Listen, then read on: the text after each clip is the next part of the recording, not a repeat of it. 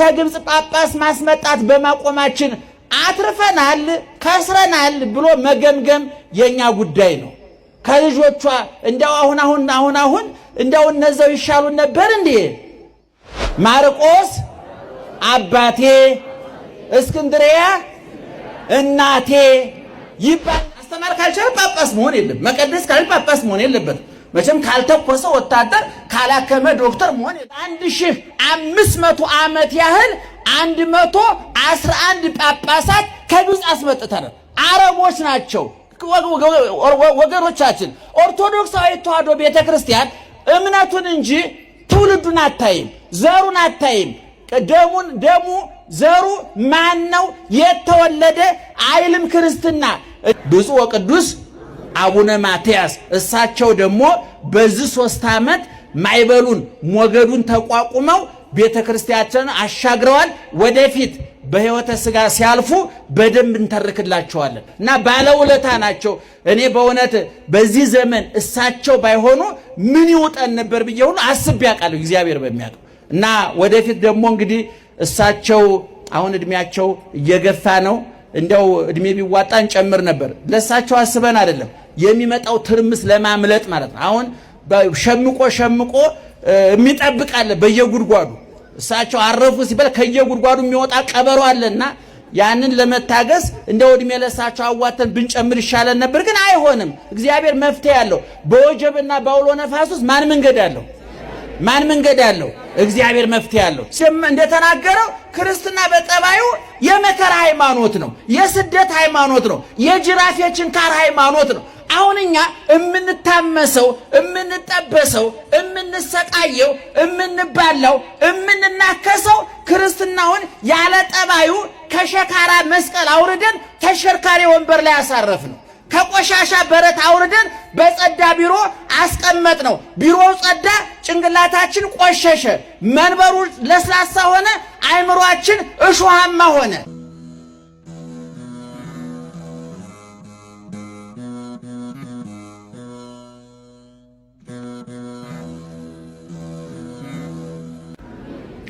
በስመ አብ ወወልድ ወመንፈስ ቅዱስ አሐዱ አምላክ አሜን።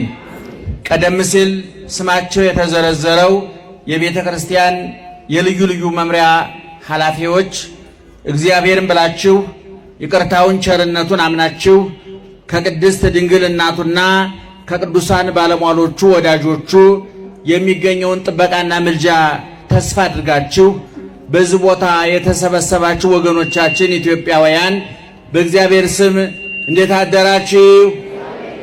እንዴት አረፈዳችሁ? እንዴት ቆያችሁ? ወልዴ ለመሆርከ ትጥቀነይ ለእግዚአብሔር አስተዳሉ ነፍሰከ ለሕማም። ልጄ ሆይ እግዚአብሔርን አገለግላለሁ ለእግዚአብሔር እገዛለሁ ብለህ በወሰንክበት ቀን ሰውነትህን ለመከራ አዘጋጅ። ዋርት ልበከ ልብህን አቅና። ወታገስ መከራውን ታግሰህ ተቀበል። ወኢትትወላወል አትወላውል። ወለእመተ መንደብከ ኢትናፍቅ መከራ በበዛብህም ጊዜ አትጠራጠር። ዳይሙ ትለው ለእግዚአብሔር ወኢትህድጎ እግዚአብሔርን ተከተለው እንጂ አትተወው እንዳይተውህ። ወተወከፍ ኩሎ እንተ በጽሐተከ የደረሰብህን የሚደርስብህን መከራ ሁሉ በጸጋ ይሁንልኝ ይደረግልኝ አሚን ብለህ ተቀበል። ወታገስ በመዋዕለ ተጽናስከ መከራ በተደራረበብህ ጊዜ ስለ ክርስቶስ ብሎ መከራ በተደራረበብህ ጊዜ ደስ ብሎ መከራውን ተቀበል። እስመ በእሳት ያሜክርዎ ለወርቅ ወርቅ በእሳት ያጠሩታል ያነጥሩታል። ለጆሮ ጉትቻ፣ ለጣት ቀለበት፣ ለአንገት ሐብልም ውበት ጌጥ ያደርጉታል። ወለብእሲኒ ጻድቅ ያሜክርዎ በሕማመ ተጽናስ እንደዚህም ሁሉ እውነተኛውን ሰው በጽኑ መከራ ሰውነቱን ያነጹታል ይፈትኑታል ብሎ ታላቁ ነቢይ ሲራክ በመጽሐፈ ሲራክ ምዕራፍ 2 ከቁጥር 1 እስከ 3 ድረስ ተናግሯል። ኦርቶዶክሳዊት ተዋሕዶ ቤተክርስቲያን ደግመን ደጋግመን እንደነገርናችሁ እንዳስተማርናችሁ ብሉይን አንብባ ሐዲሱን ተርጉማ ገድሉን ድርሳኑን ተአምሩን ተርካ ክርስቶስን መስለው አህለው ሰውነታቸውን ስጋቸውን ለነፍሳቸው አንበርክከው ነፍሳቸውን ለክርስቶስ አስማርከው ሰይጣንን አንበርክከው የክርስቶስ የቀራንዮ ቁስል የጠዘጠዛቸው የጠጣው ሐሞት ኮምጣጤ ያንገሸገሻቸው የሞተላቸው ሞት የቆሰለላቸው ቁስል የተቸነከረላቸው ችንካር የተራበላቸው የተጠማላቸው ረሃቡ ጥሙ የተሰማቸው የተደረገላቸው የገባቸው ማድረግ የሚገባቸውን ያወቁ ከንቱውን ዓለም ቆሻሻውን ዓለም ወርቁን እንደ ጠጠር ሐሩን እንደ ቡትቶ ሽቶውን እንደ ግማት ሹመቱን እንደ ሽረት ያለምን ብልጭልጭና ከንቱ ሐሳብ ሁሉ በክርስቶስ መስቀል ስር አራግፈው የህሊናቸውን ሰንኮፍ በመስቀሉ ምላጭነት ገርዘው ቆርጠው ጥለው የተንገላቱለትን የተራቡለትን የተጠሙለትን በሰይፍ ታርደው በሳት ነደው ተገፈው ተገርፈው ተርበው ተጠምተው ዓለም ለነሱ የተገባ ሆኖ ስላልተገኘ ዋጋ የከፈሉለትን ከላይ ከመቤታችን ጀምሮ ወደ ታች ጻድቃንን ሰማዕታትን መላእክትን ሁሉ ቤተ ኦርቶዶክሳዊት ተዋሕዶ ቤተክርስቲያን ጽላት ቀርጻ ቤተክርስቲያን አንጻ የሰማዕታት ገድላቸውን የሊቃውንት የመላእክት ድርሳናቸውን የጻድቃን ተአምራቸውን በውዳሴዋ በቅዳሴዋ በማህሌቷ በሰዓታቷ በእንቅስቃሴዋ ሁሉ የክርስቶስ ውበቶች ጌጦች ናቸውና መሶቡን ከነዳቦ ደመናውን ከነዝናቡ ንጉሱን ከነሰራዊቱ ዛፉን ከነቅርንጫፎቹ አካታ የያዘች በምድር ተጀምራ በሰማይ የምትጠናቀቅ በብሉይ ተነስታ በሐዲስ አልፋ መንግሥተ ሰማያት መዳረሻዋ የሆነላት በዶግማዋ በክርስቶስ ውሃ ልክነት የቆመች በቀኖናዋ መጻሕፍትን አስታርቃ ለሥርዓት ለውዳሴ ለምስጋና ያስማማች በባህሏ በትውፊቷ የኢትዮጵያ ሕዝብ አመጋገቡ አለባበሱ አኗኗሩ ሁሉ ቅርጽና መልክ እንዲኖረው ያደረገች ክርስቶሳዊት ወንጌላዊት ኢትዮጵያዊት ሕዝባዊት ቤተ ክርስቲያን ናትና ከአንድ እስከ ደህና አደራችሁ እየሰማችሁ ነው። በጣም ጸጥ ስትሉ የወጣችሁ መሰለኝ እንደ ነው አልፎ አልፎ አለን በሉ። ስለዚህ ኦርቶዶክሳዊት ተዋሕዶ ቤተ ክርስቲያናችን ከአንድ እስከ 30 ያሉትን ቀኖች ሁሉ ሌጣ ባዶ አላደረገቻቸውም። በድሮ ዘመን አሁን እየቀረ መጣ እንጂ አባቶቻችን ሲቀጣጠሩ ቀጠሮ ሲይዙ በበዓላት ነበር የሚቀጣጠሩ። ለምሳሌ የጊዮርጊስ ዕለት ፒያሳ እንገናኝ ቢላችሁ አንድ ሰው መቼ ማለቱ ነው? አረ ንገሩኝ። የማርያም ዕለት 4 ኪሎ እንገናኝ ቢላችሁስ? የገብርኤል ጠጅ ቤት እንገናኝ ቢላችሁስ? ጉድ ትመጣላችሁ አይባልም። ጠጅ ቤት እንገናኝ ብሎ የገብርኤል ጠጅ ቤት የምትገናኝ በአቶ ግፋቸው ቀን ነው እንጂ በገብርኤል ቀን አይደለም። ነገር ግን ከ1 እስከ 30 በደንብ ስሙ ይመናል። አጣርቶ አለመስማት ለጭንቅላት በሽታ፣ አጣርቶ አለመብላት ለሆድ በሽታ ያጋልጣል። ይመናል። መርጠው ያልበሉ ሆዳቸው፣ መርጠው ያልበሉ ጭንቅላታቸው ይታመሳል፣ ይታመማል። ጆሮአችሁን ከፍታችሁ ልባችሁን አዘጋጅታችሁ ኦርቶዶክሳዊት ተዋሕዶ እናታችሁ የምታስተምረውን የጸራ የነጻ ከክርስቶስ የፈለቀ በሐዋርያት በኩል የፈሰሰ ከሊቃውንት አንደበት የጠጣነውን ንጹሑን የኦርቶዶክሳዊት ተዋሕዶ ቤተክርስቲያን ትምህርት መስማት አለባችሁ። ቅድም እንደነገርኳችሁ ለምሳሌ የመስቀል ዕለት እንገናኝ ቢላችሁ መቼ ማለቱ ነው? አቤት አቤት። የሚካኤል ዕለት ቀጠሮ አለብን ቢላችሁስ?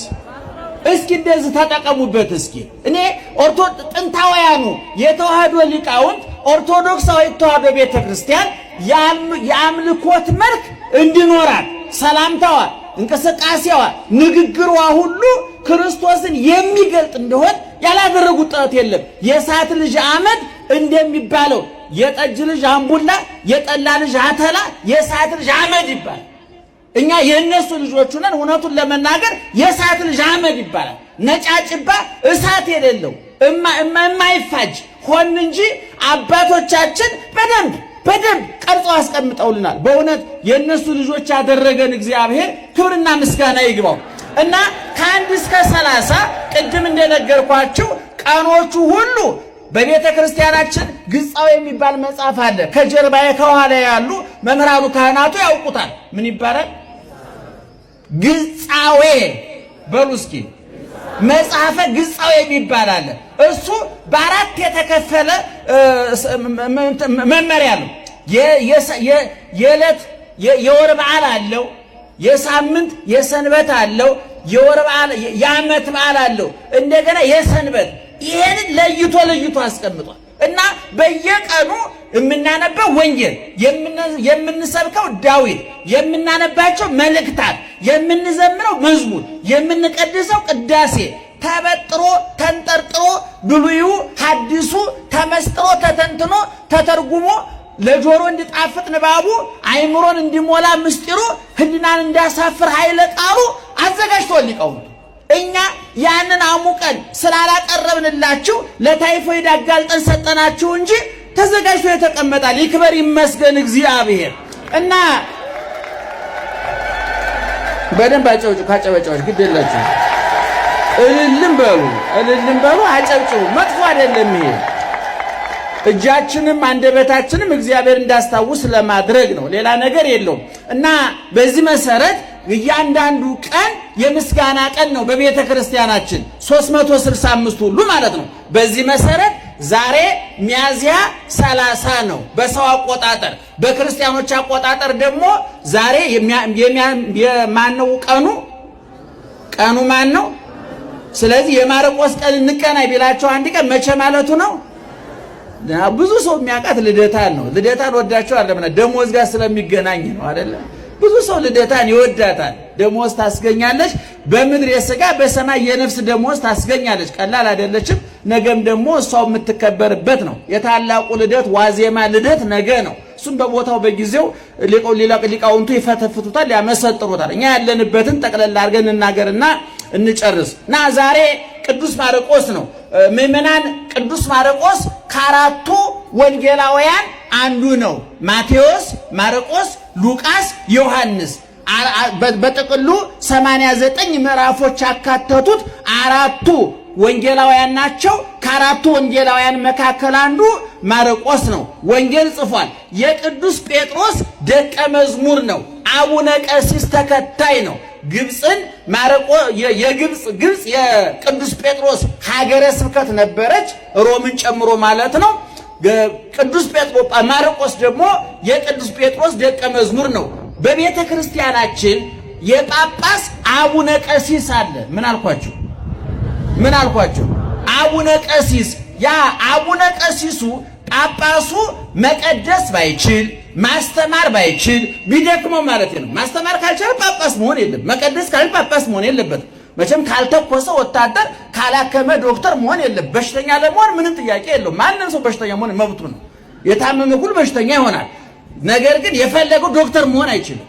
ምናልባት ሕፃናት በልጅነታቸው ስታርግ ምን መሆን ትፈልጋለህ ሲባል ምንድን ነው የሚሉት? መቼም በሽተኛ ሆናለሁ የሚል የለም አይደለም።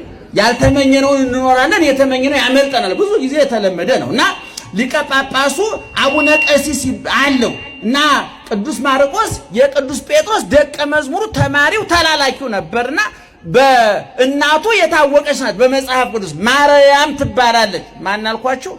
ማርያም ትባላለች። አሁን ከ30 ቀን በኋላ የምናከብረው ረድኤተ ጰራቅሊጦስ መንፈስ ቅዱስ የወረደበት ሐዋርያት መንፈስ ቅዱስን የተቀበሉት በዚህ ሐዋርያ በማርቆስ እናት ቤት ነው። እናቱ ቅድስት ናት። የእርሻው ውጤት ነው። አንዳንድ ጊዜ እርሻውን ሳንንከባከብ የመልካም ዘር እንጠብቃለን። ያልተዘራው አይበቅልም፣ ያልተተከለው አይጸድቅም፣ ያልሰጠነውን አንቀበልም። ብዙ ጊዜ ሰዎች ወላጆች ልጆቻችሁ ጥሩ እንደሆኑ ትፈልጋላችሁ። እናንተ ጥሩ ናችሁ ወይ?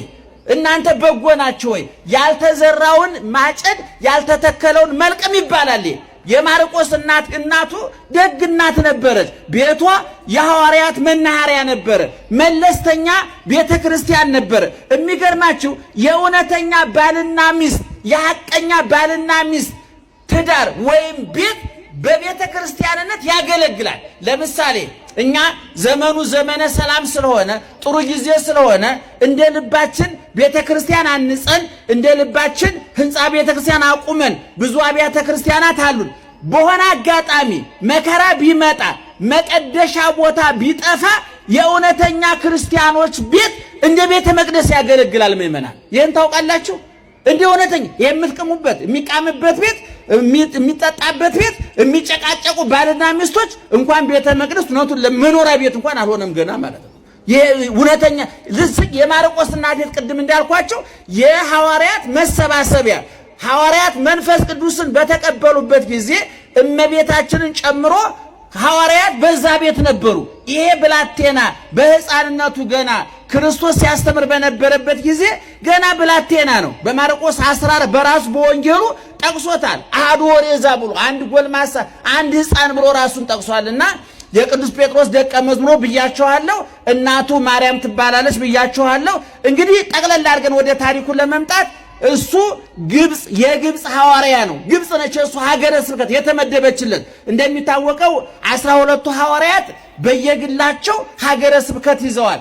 72ቱ አርድእት ግን እያንዳንዱን ሐዋርያ እየተከተሉ ሁለቱም ሶስትም እየሆኑ ሐዋርያትን እየተከተሉ እነሱ ከሀገረ ስብከታቸው እየቀነሱ እየቆነጠሩ እየሰጧቸው እነሱን እያገለገሉ ለነሱ እየታዘዙ ለነሱ እየተላላኩ ያገለግሉ ነበርና ግብጽ እንደነገርኳቸው የቅዱስ ጴጥሮስ የሹመት ተጨማሪ ሀገረ ስብከቱ ናት። ቅዱስ ማርቆስ ይችን ግብጽን አስተምሮ እና የትምህርቱ መነሻ ወደ ግብጽ በድብቅ እየገባ ያስተምር ነበርና አንድ ቀን ወደ ግብጽ ወደ ከተማዋ ሲገባ የጫማው ተበጠሰበት ተቀደደበት ማለት ነው። እና ጫማውን ለማሰፋት አንድ ጫማ ሰፊ ዘንድ መጣ። ደህና ዋላችሁ። እና ጫማውን እያሰፋ ሳለ ያ ጫማውን የሚሰፋው ሰው እጁን እሾህ ወጋው። ያ ማን ነው የሚሰፋበት? ምንድን የሚባለው? አቤት ወስፌው። እግዚአብሔር ይስጥልኝ። እሱ ወጋውና ኤስታኦስ ብሎ ጮኸ። ያ ሰውዬው ምን ማለት ነው አለው። እግዚአብሔር አንዱ እግዚአብሔር ማለት ነው አለ። እንዴ እግዚአብሔርን ታውቀዋለህ? እንዴ አለ። እንጠራዋለን አናውቀውም አለ። በዚሽ መነሻ ልብ አድርጉ ምእመናን፣ ይችን መነሻ አድርጎ ያንን ሰው ቅዱስ ማርቆስ አስተማረው፣ ለወጠው፣ ቀየረው። ከጫማ ሰፊነት ከተቀደደ ጫማ ሰፊነት ወደ ተቀደደ ልብና መንፈስ ሰፊነት ለወጠው፣ ቀየረው። ከዛ በኋላ ወደ ቤት ወሰደው። ልጆቹን፣ ቤተሰቦቹን የሚያውቃቸውን ሁሉ አቀረበለት፣ አስተማራቸው፣ አሳመናቸው፣ አጠመቃቸው፣ ክርስቲያኖች አደረጋቸው። ከዛ በኋላ ግብጽ የማርቆስ ሀገረ ስብከቱና ብዙ ስራ ሰራባት። እንግዲህ ክርስትና በጠባዩ ከደስታ ይልቅ ለመከራ የቀረበ ነው። የክርስትናው መስራችና ውሃ ልክ መደምደሚያና ጉልላት ኢየሱስ ክርስቶስ ክርስትናን ሲመሰርተው እንዴት እንደተመሰረተ ታውቃላችሁ። አባ ጊዮርጊስ ዘጋስጫ እግዚአብሔር ክርስትናን ሲመሰርት የተናቁትን ነገሮች ነው አክብሮ የጀመረው አለ። መጀመሪያ ከድሃ ቤተሰብ ተወለደ። ሁለተኛ በቆሻሻ በረት ተወለደ። ሶስተኛ በሌሊት ተወለደ። እነዚህ ሶስት ነገሮች የተናቁ ናቸው። በረት እንኳን እግዚአብሔር ተራ ሰው እንኳን ሊገኝበት የማይችል ቦታ ነው። ቆሻሻ ቦታ ነው። እግዚአብሔር በበረት መወለዱን ትቶ በቤተ መንግሥት ተወልዶ ቢሆን ፈራጅ እንጂ አዳኝ ሊሆን አይችልም ነበር ይላል ሊቁ ሲናገር። እና በረቱን ከመንበረ ጸባዖት ጋር አነጻጸረው። ማኅፀነ ማርያም ከጽርሐ አርያም ጋር ተነጻጸረ። የእንስሳት በረት ከመንበረ ጸባዖት ጋር ተነጻጸረ።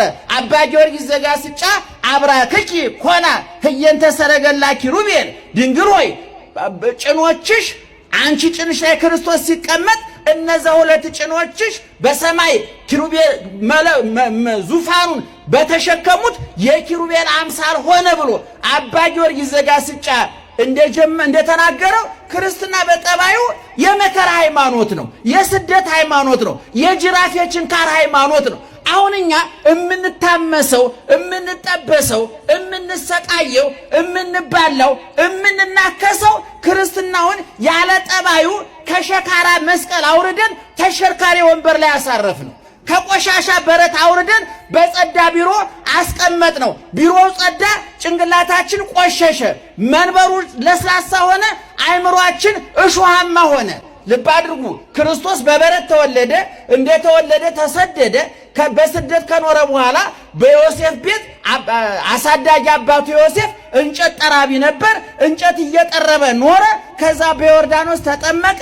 በቆሮንቶስ ምድረ በዳ 40 ቀን ጾመ። ከዛ ወጥቶ ዞረ፣ ተንከራተተ፣ አስተማረ፣ ተራበ፣ ተጠማ።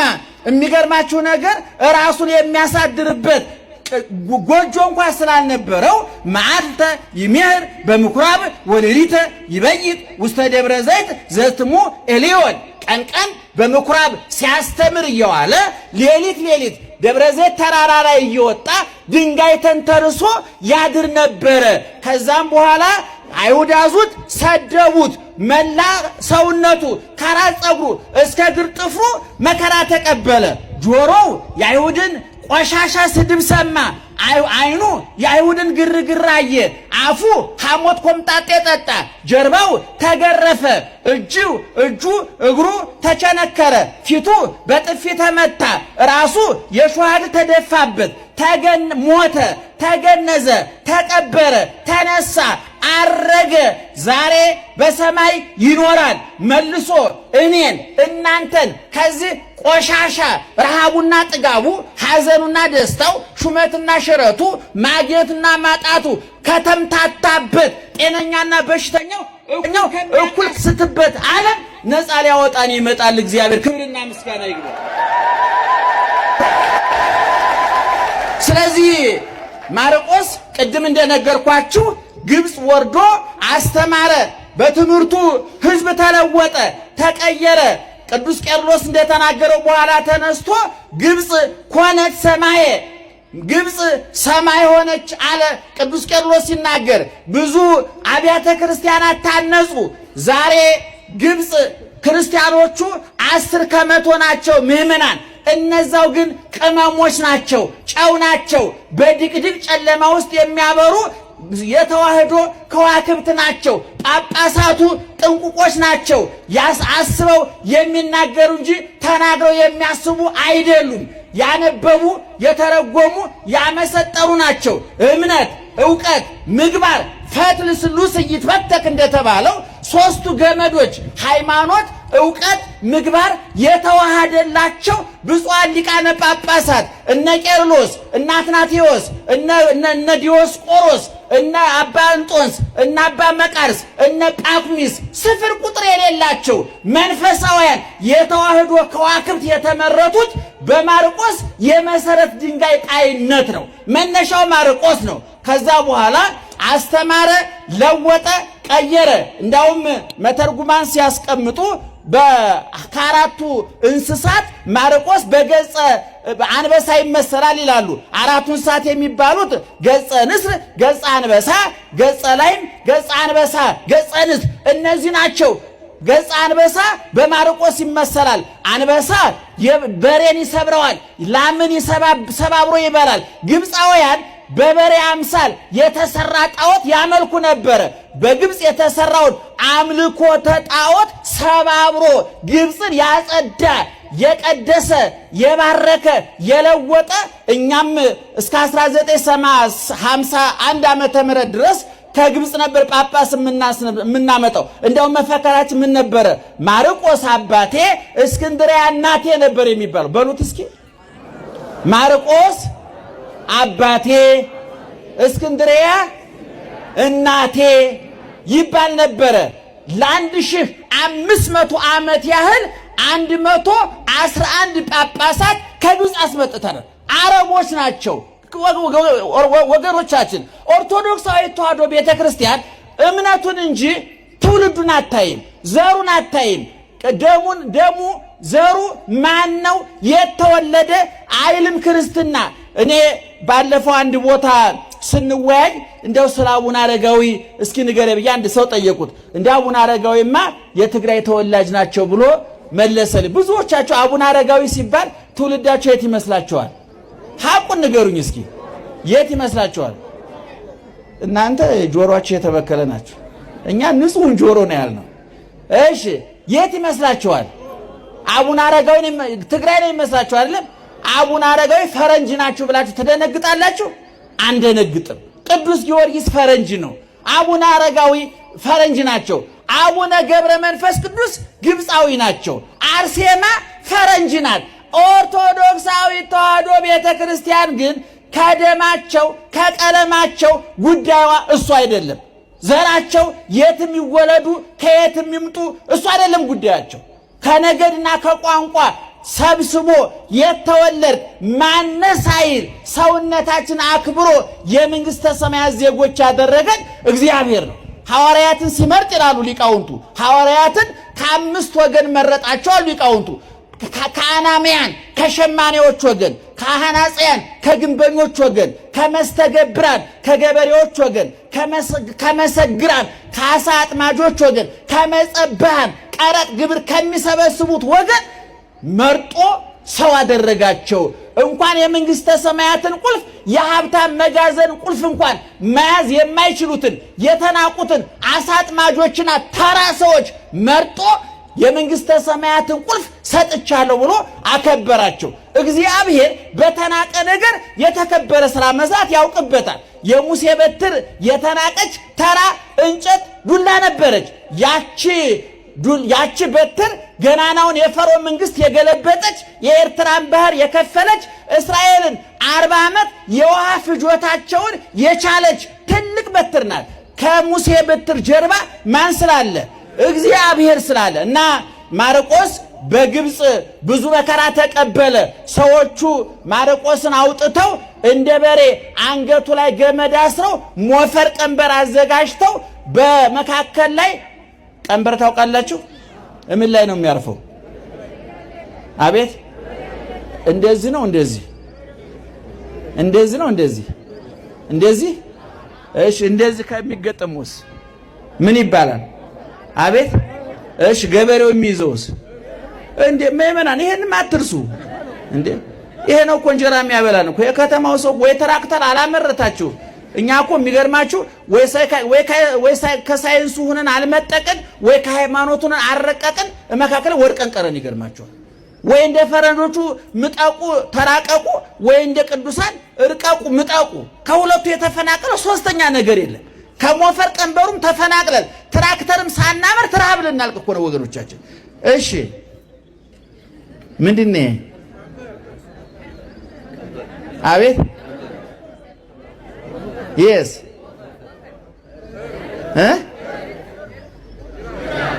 ወሻዬ እናንተ ጆሮአችሁ እኮ ቢከዳችሁ ተስፋላችሁ ማለት በመልእክት ትረዳላችሁ ማለት እና አሁን አያችሁ በሮቹን ቀንበር ጫኑና በሞፈሩ ፋንታ ማንን አደረጉት? ማርቆስን አደረጉት። ይገርማችኋል። ቀንበሩ ላይ አስረው ጎተቱት። ደሙ ተንዠቀዠቀ፣ ስጋው ቆዳው ተቀዳደደ፣ ስጋው ተቦጫጨቀ፣ አጥንቱ ተሰባበረ፣ ጅማቱ ተበጣጠሰ። በጣም ብዙ መከራ ደረሱበት። ነገር ግን እነሱ ይሄን መከራ ሲያደርሱ ፀሐይ ሰወረ ብርሃኑ፣ ፀሐይ ጨለመች። እርቃኑን አላሳይም ብላ ልክ ቀራኔው ላይ ለክርስቶስ እርቃኑን አላሳይም ብላ እንዳመፀችው ሁሉ ማርቆስም ልብ አድርጉ፣ ማርቆስ እያገለገለ ያለው ማንን ነው? ይህን ሁሉ መከራ እየተቀበለ ያለው ለማን ነው? ፀሐይ የማን ታዛዥ ናት? ታላቁ ሊቅ ዮሐንስ አፈወርቅ ኢያሱ እንደኛ 3 ክንድ ከስንዝር ሰው ነው አለ። ኢያሱ ታዘዘ ዘሃሎ ታይተ አዘዘ ዘሃሎ ላይለ። መሬት ላይ ያለው ኢያሱ ከ3 ክንድ ከስንዝር የማይበልጠው ኢያሱ፣ ከማንም ሰው ያልበለጠ ቁመትና ሰውነት የነበረው ኢያሱ በብዙ ሚሊዮን ኪሎ ሜትር ርቀት ላይ ያለችውን ፀሐይ ምን ብሎ አዘዘ? ቁሚ በሉ እስኪ። ምን ብሎ አዘዘ? ማንን? እንደው ለኛ እንኳን ፀሐይ ወይዘሮ ፀሐይ ይቆሙልን። እውነቱን ለመናገር ይቆሙልናል? እንደው አምፖሉን አሁን አልጋ ላይ ተኝታችሁ አንተ አምፖል ጥፋ ብትሉ ይጠፋላችኋል? ስራቶ ምን በወጣው ይጠፋላችኋል? ኢያሱ እታች ነው ማንን አዘዘ አለ ዮሐንስ አፈወርቅ። አቤት ፀሐይና ቆም ያላት ፀሐይ ቆመች። በዛ ላይ በኢያሱና በፀሐይ መካከል የ150 አሁን ሳይንቲስቶቹ እንደጻፉልና እንዳነበብነው የ150 ሚሊዮን ኪሎ ሜትር ርቀት አለ በኢያሱና በፀሐይ መካከል። ነገር ግን ይህን ርቀት ማን አቀረበው? እግዚአብሔር። በፀሐይና በኢያሱ መካከል ማን አለ? እግዚአብሔር አለ። ቁም ያላት ቆመች ፀሐይዋ። ስለዚህ ሰዎች ለእግዚአብሔር ሲታዘዙ ማን ይታዘዝላቸዋል? ፍጥረታት ይታዘዙላቸዋል። አባቶቻችን ሰማዩን አዘውታል። እነ ኤልያስ ሰማዩን ለጉመውታል። እነ እሳት አዝንበዋል። እነ ኢያሱ ግንቡን አፍርሰዋል። እነ ኤልያስ የዮርዳኖስ ወንዝ አዘውታል። እነ ሙሴ የኤርትራን ባህር ከፍለዋል። ሐዋርያው ቅዱስ ጳውሎስ እንዳለው ለመ እግዚአብሔር ምስሌነ መኑ ይክለነ። እየሰማችሁ ነው?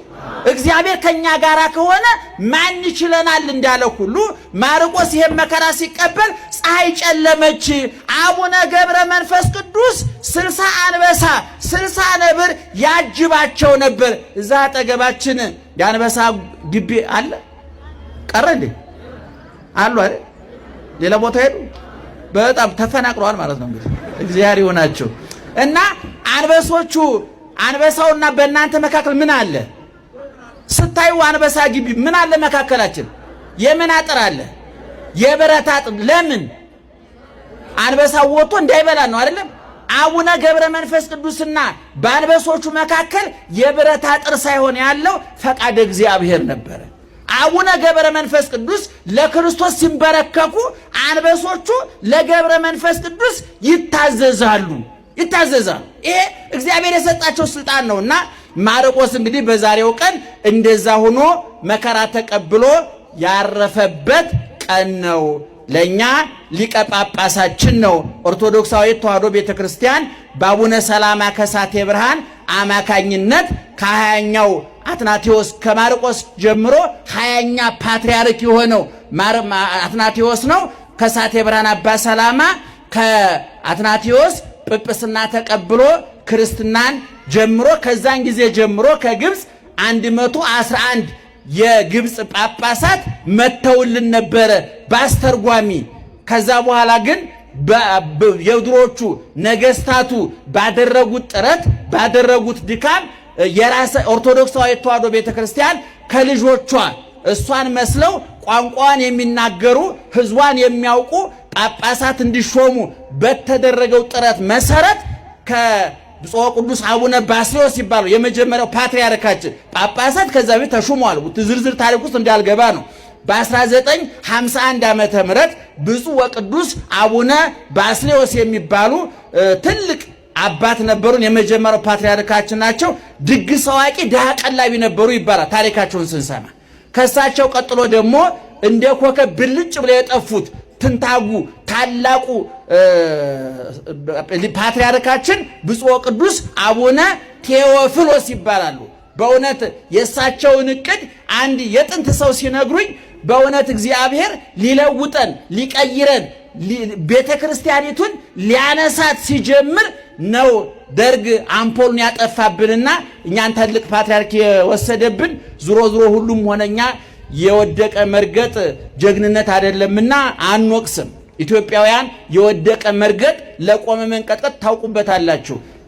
የቀን የካደውን ማሳደድ ቀላ መጣው ማሸርገድ የኛ ጠባይ መለያችን ነው። እዛ ዝቅጠት ውስጥ አልገባም እኔ። ለማንኛውም ሁለተኛው ፓትርያርካችን ማን ናቸው በሉ? ብፁዕ ወቅዱስ አቡነ ቴዎፍሎስ። ሶስተኛው ፓትርያርካችን ብፁዕ ወቅዱስ አቡነ መቼም እዚህ ውስጥ እዛ የደረሳችሁ ሰዎች አላችሁ ብያለሁኝ። በእውነት ሰው ብዙ መራቀቅ፣ ማንበብ፣ መማር እግዚአብሔር ካልተጨመረበት ለውጥ እንደማያመጣ ያየንባቸው ቅዱስ አባት ናቸው። በእውቀታቸው ብዙ ይሄን ያህል የተራቀቁ አይደሉም። ብዙ አነበቡ ተማሩ የሚባሉ አይደሉም። ነገር ግን የቀና ልብ፣ የታረመ አንደበት፣ የተስተካከለ ሰውነት፣ ነፍሳቸው ከስጋቸው የታረቀላቸው፣ ምንኩስናው የገባቸው፣ ላደረጉት ቆብ፣ ለለበሱት ቀሚስ፣ ለጨበጡት መስቀል ታማኝ የሆኑ ታላቅ አባት ነበሩ። ያንን የመከራ ወቅት ያንን የፈተና ዘመን ቤተክርስቲያኒቱን ቀዝፈው ያሻገሩ ታላቅ አባታችን ብፁዕ ወቅዱስ አቡነ ተክለ ሃይማኖት ይባላሉ።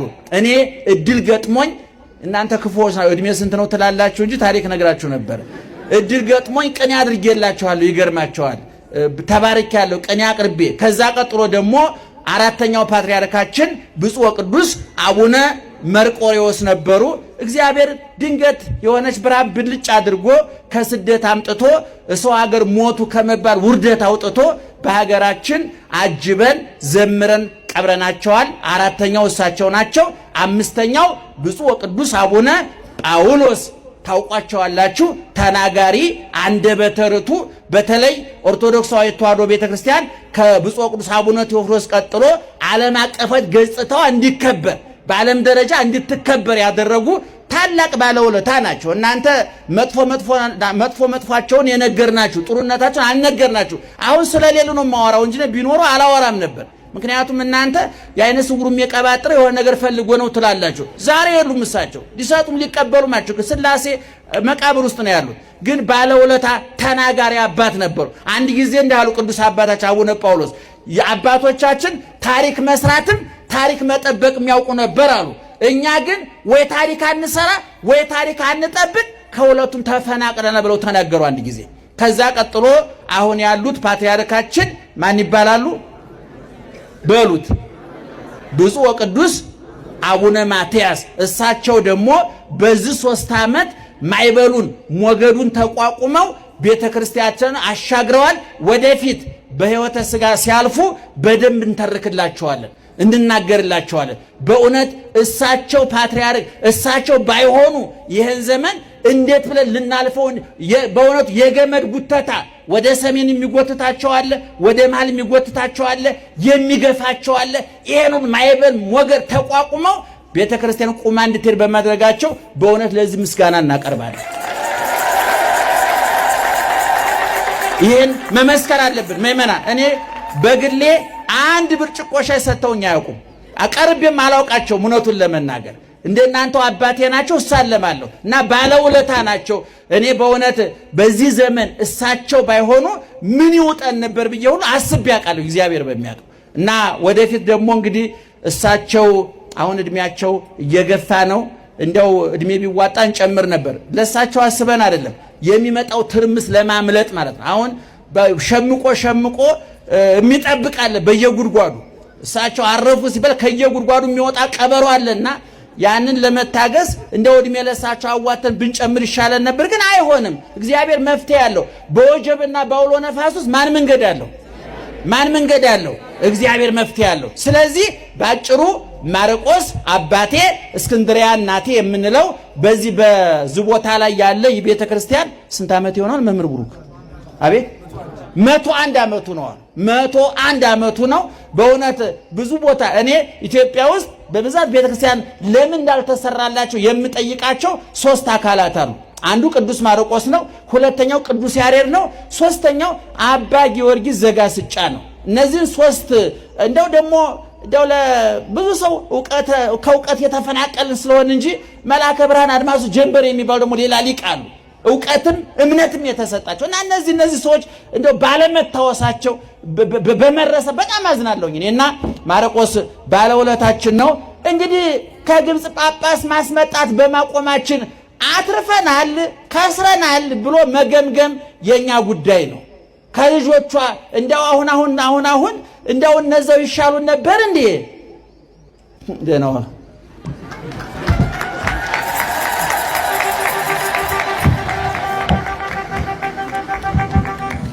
ባካችሁ ከፍ